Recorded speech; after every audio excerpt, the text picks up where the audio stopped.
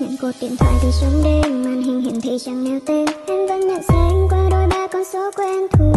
Bên kia đầu dây trời cất tiếng, em cũng lặng im vì phút biết giữa chúng ta đâu còn gì.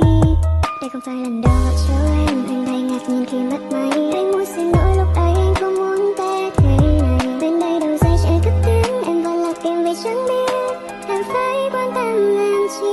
Cuộc điện thoại trong đêm đã khiến